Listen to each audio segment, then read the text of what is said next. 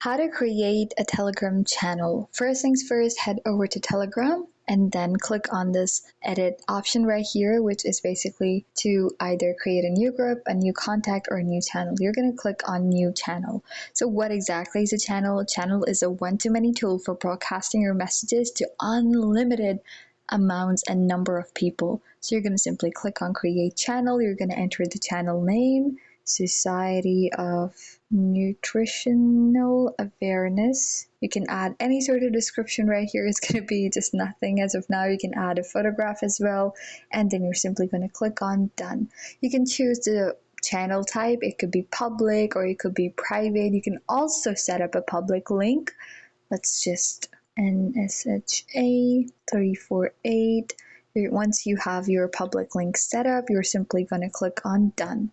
And then you have to add subscribers or peoples from your contact, such as this person, and this person who I need to be adding in. And once you have a few group of people right here, then the channel is created. This is how you can create a Telegram channel.